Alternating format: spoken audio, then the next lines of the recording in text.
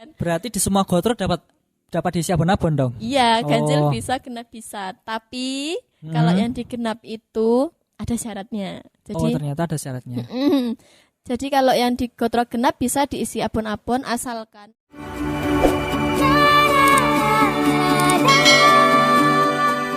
Halo, Assalamualaikum warahmatullahi wabarakatuh. Kembali lagi dengan kita Sabdaningrum Channel. Saya Ananto Sabdo Aji. Saya Anis Kusumaningrum. Ya, pada kali ini kita akan membahas tentang sindenan serambahan. Ya. Melanjutkan yang kemarin ya. Jadi gimana Mbak Anis, sindenan serambahan ini ada berapa dan bagaimana sih? Monggo dijelaskan. Ya. Jadi sindenan serambahan yang lalu kan sudah dijelaskan. Kalau sindenan baku yang menggunakan wangsalan seperti abon-abon itu hanya pelengkap saja. Ya. Lalu sindenan serambahan itu ada 4.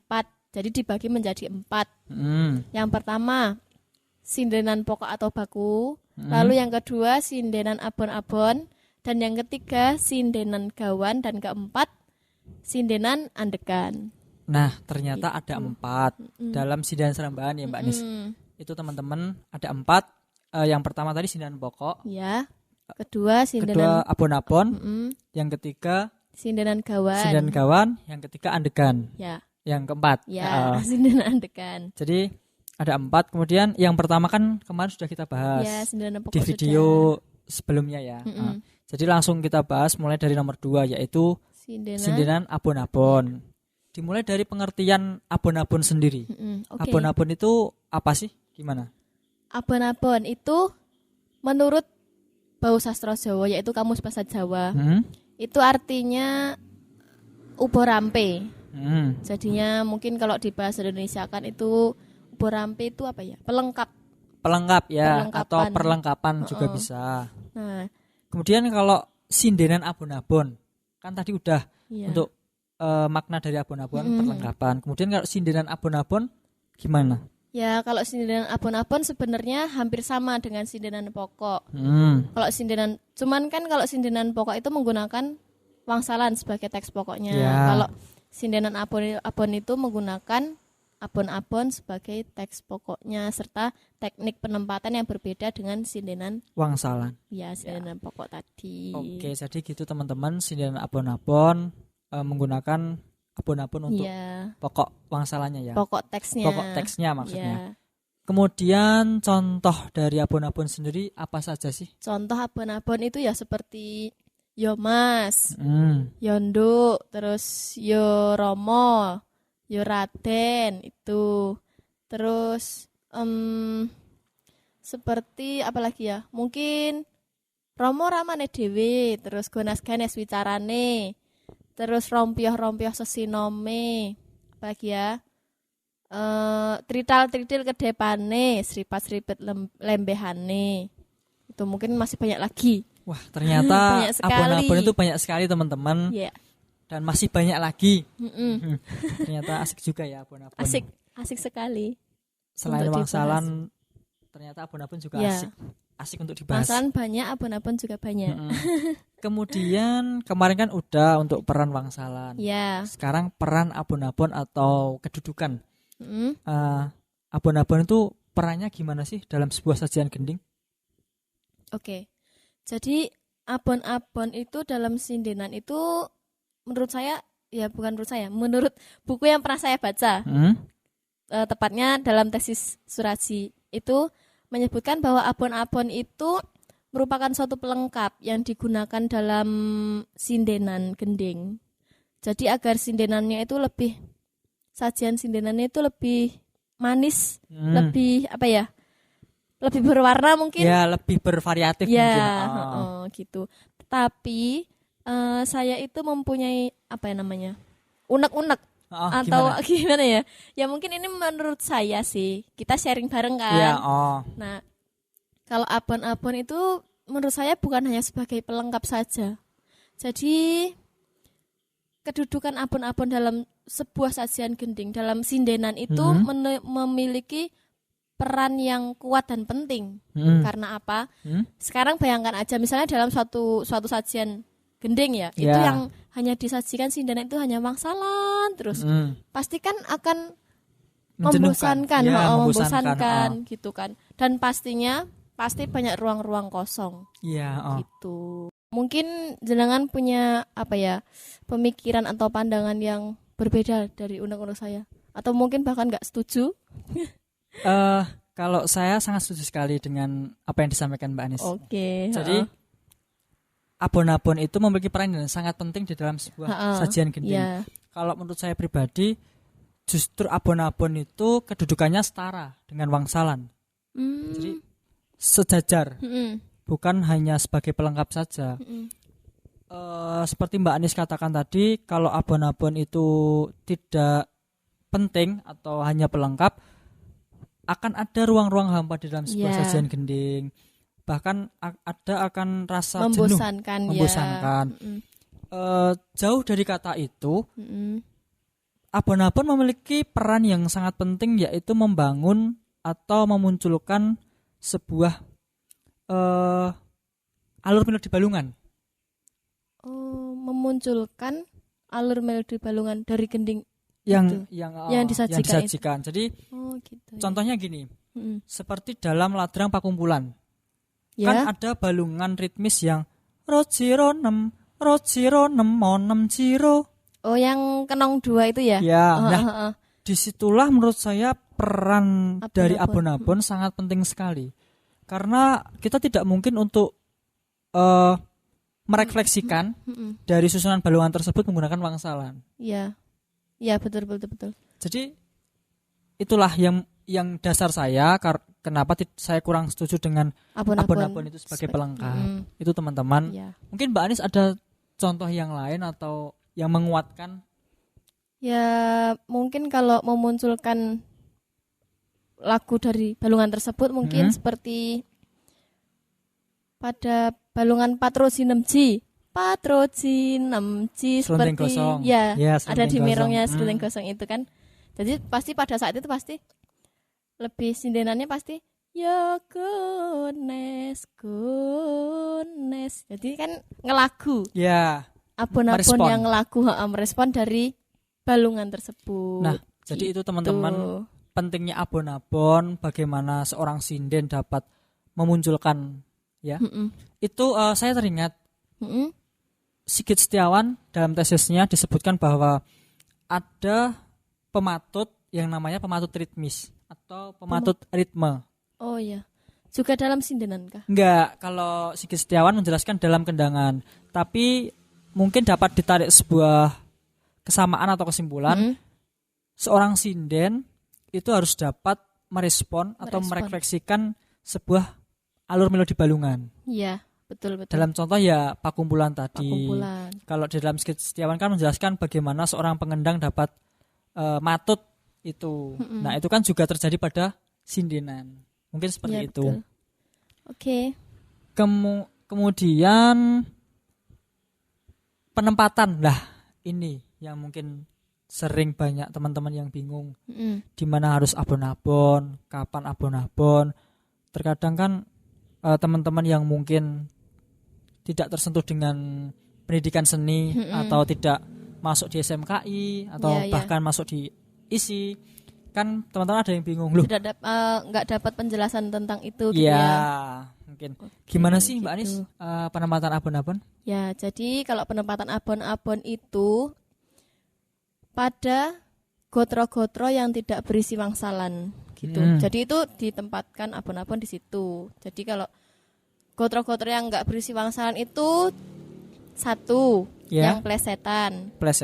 Lalu yang kedua tentunya gotro ganjil. Dan yang ketiga pada gotro genap. Kenapa ada ganjil dan genap?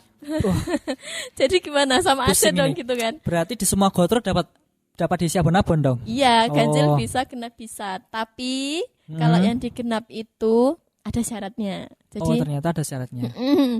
Jadi kalau yang di gotro genap bisa diisi abon-abon asalkan balungan itu tidak memiliki kesan rasa seleh gitu.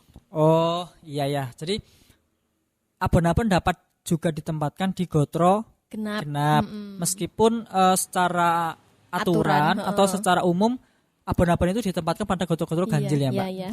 Tetapi syaratnya yaitu ketika di gotro genap melodi balungannya belum memiliki rasa seleh. Nah, gitu. Sekarang biar lebih paham, coba contohnya secara konkret. Iya no, kita kan biar ada gambaran. Iya, oke. Pada balungan 66 pen 66 mo 6 lu mo 6 ci 6 moro lu. Tuh. Kalau pada aturannya pada balungan 66 mo 6 seharusnya diisi oleh wangsalan. Nah, tapi dalam kasus ini pada balungan itu diisi oleh abon-abon. Karena apa? Karena ya rebabnya, seorang pengerebab itu garapnya melakukan teknik tuturan kero cilik. Jadi rebab dan gendernya itu kero cilik. Karena pada gotro itu belum ada rasa seleh. Jadinya diisi oleh abon-abon kero. Jadi itu teman-teman, di gotro genap pun dapat diisi abon-abon jika melodi balungan belum ada rasa selehnya. Yeah. Dan perlu diketahui untuk balungan yang disebutkan Mbak Anis tadi 66 pen 66 monem lu monem ji nemorolu. Itu di dalam karawitan Gaya Surakarta itu dapat dikatakan cengkok mati, teman-teman. Yeah. Nah, teman-teman jadi mungkin bisa dicatat atau bisa diingat balungan 66 pen 66 monem lu monem ji nemorolu. Nah, cengkok mati itu artinya apa? Jadi cengkok mati itu seperti cengkok belangkon, dalam arti cengkok yang memang dibuat sudah seperti itu. Jadi mati itu paten, sudah mati. Cengkoknya seperti itu. Jika ada balungan 66 pen 66 monem, itu pasti 66 monemnya larikannya ke rocile. Ya. Itu pasti dan paten. Jadi kita kan di karawitan ada ilmu titen ya, ilmu titeni. Jadi teman-teman kalau mungkin sedang sinden atau menemukan kasus seperti itu mutlak garapnya seperti itu. Pasti seperti itu. Berarti kalau nggak begitu salah, dapat dikatakan salah. Oke. Ya, karena ilmu pasti ya. Ya, ilmu pasti karena itu kan sudah diciptakan seperti itu. Itu teman-teman.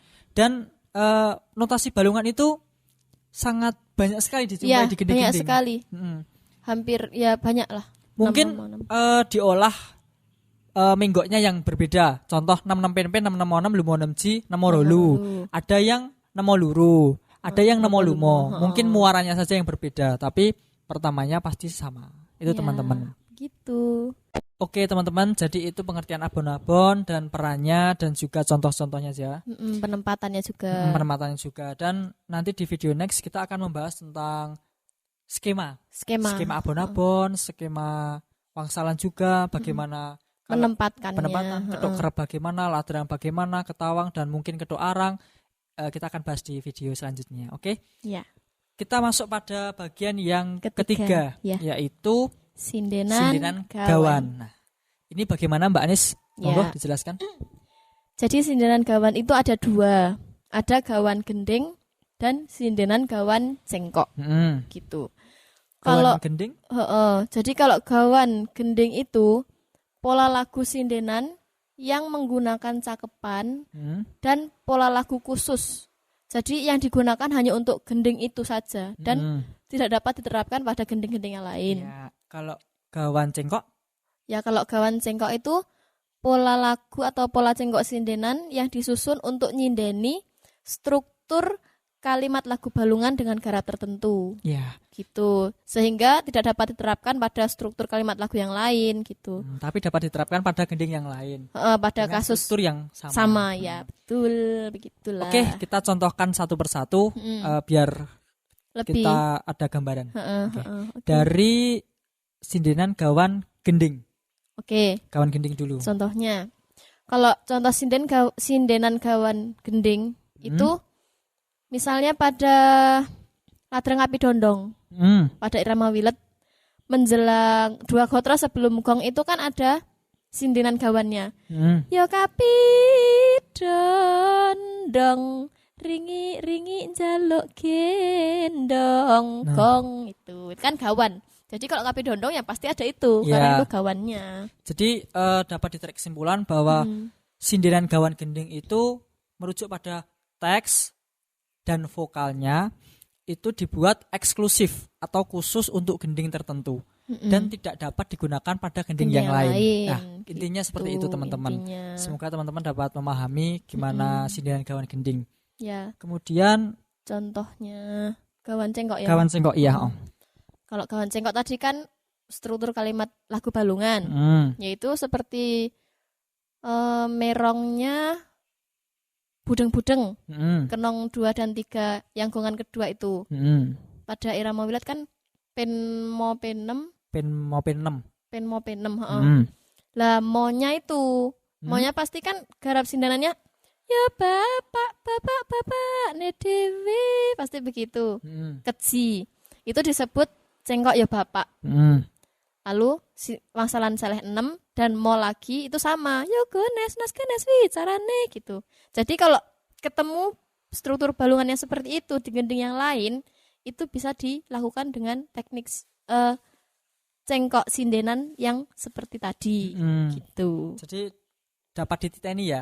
Jika ada notasi atau balungan yang sama dengan budeng-budeng tadi di gending yang lain, seorang pesindin dapat melakukan sama seperti yang ada dilakukan di budeng-budeng tadi. Itu teman-teman. Ya. Jadi karutan tuh ilmunya diteni. Ya. Titen, open, telaten. Nah, itu menurut Pak Kamso. Oke.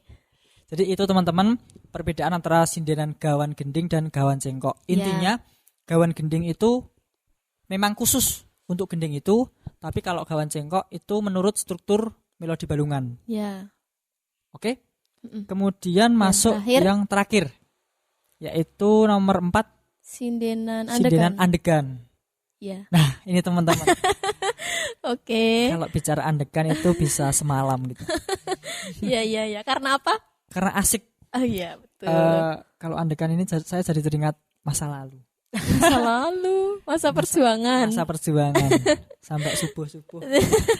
Iya. Oke, gimana Mbak Anis untuk sindenan andegan ini? Jadi sindenan andegan itu ada 2. Alah, ya toh. Ada 3. Mbak Anis jangan nervous kalau ngomong sindenan andegan. Iya, karena kan saya kan nervous. Anda gimana? Masternya yang dibahas. Ya. Jadi gini, sindenan andegan itu ada 3. 1, andegan gawan cengkok. Andegan gawan cengkok. Betul. Lalu yang kedua, andegan gawan gending. Dan ketiga, andegan selingan. Andegan selingan. Iya, betul ya? Betul ya, benar. Jadi gitu. Jadi gini teman-teman, untuk sindenan andegan itu hal yang sangat menarik sekali untuk kita bahas. Karena apa? Banyak sekali pesinden yang bingung ketika seorang pengendang mandek nih atau memberhentikan sementara sebuah sajian gending. Ya aku kudu piye? Aku nganggo cengkok opo? Cengkok sing piye? Opo? Iki cengkoke kudu piye? Pasti bingung. Banyak yang bingung. Saya pun juga kadang seperti itu. Ya, jadi mungkin ini akan kita bahas next. Ya. Jadi tidak bahas di video kali ini, teman-teman. Biar teman-teman penasaran. Karena ini sangat menarik sekali dan sangat lama nanti kalau bahas ini. Oke. Karena durasinya kita terbatas. Ya. Oke, teman-teman, mungkin itu yang dapat kita sampaikan. Kurang lebihnya kita mohon maaf. Ya. Apalagi maaf sekali jika ada kata yang kurang tepat atau kurang berkenan. Penggunaan istilah yang kurang tepat. Mungkin nanti teman-teman yang kurang setuju atau punya pendapat lain bisa tulis di komen di bawah ini. Kita bisa sharing bareng, bisa berbagi ilmu. Ya. Gitu. Intinya di sini kita bertujuan untuk sinau bareng, belajar bareng, sharing bareng, dan yang terpenting semoga ini bermanfaat. Amin. Oke, teman-teman tetap stay tune di dan Ningrum Channel, jangan kemana-mana. Yang terpenting jangan lupa subscribe,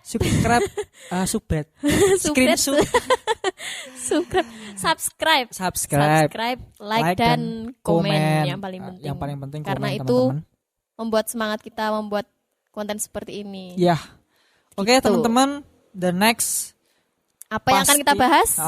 Pasti akan lebih seru lagi, lebih menarik, dan semoga lebih bermanfaat. Oke. Akhir kata, wabillahi taufik walhidayah. Wassalamualaikum warahmatullahi wabarakatuh. Dadah.